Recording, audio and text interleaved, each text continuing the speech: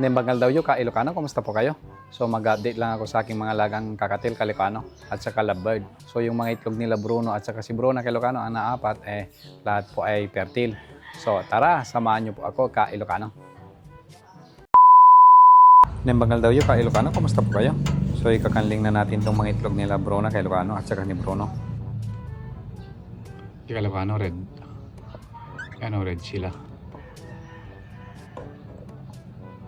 So, yung apat na itlog niya Ilocano is fertile. Yan.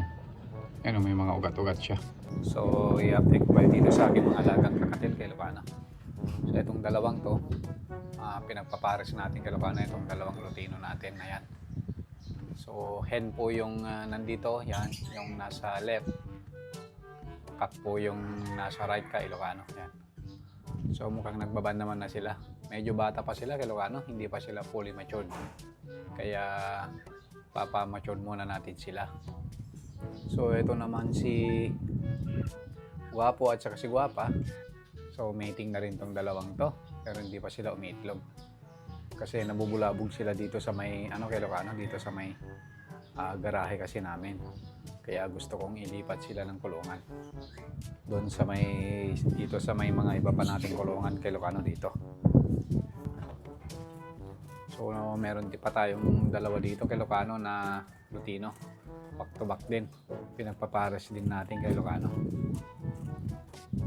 Tapos meron silang kasamang yan, lipad ng lipad na yung ibon na brown Ilocano. Pumasok kasi sa loob kaya hindi na siya makalabas. Gusto ko sana siyang palabasin Ilocano kaso hindi namin mahuli. Ang likod kasi Ilocano yan. Lipad siya ng lipad. Tapos ito naman yung natin, mga lovebirds natin. Ito na yung dalawa na lutino, back to back. Lutino opaline. Ay si lutino opaline at saka si lutino. Lutino opaline na lalaki at saka lutino na hen Ilocano. Ito yung pinagpapares din natin Ilocano. Hindi pa sila umiitlog. Ilocano, yan. Tapos itong dalawang to, yung dalawang parblue natin na proven na natin.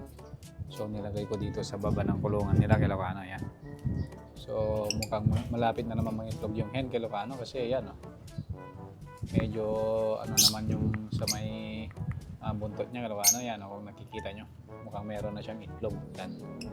So mangingitlog na yan Ilocano. Check natin yung nest box nila. Yan mukhang inaayos na niya yung nest box nila Ilocano.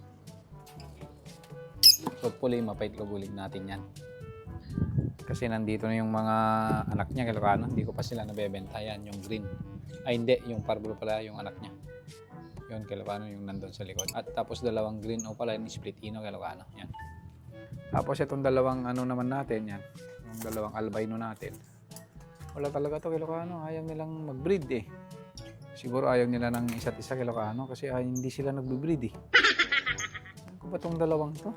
Nagme-meet naman sila pero hindi sila umiitlog. So si Bruno at saka si Bruna Ilocano, yun nga gaya ng sabi ko, naglilimlim sila. So nagkadling ako kanina, fertile po lahat yung itlog nila na 4 Ilocano. So hopefully mapisan nila Ilocano. Ito ang gaganda, parang kalapating puti. Pero hindi ko sila maparami.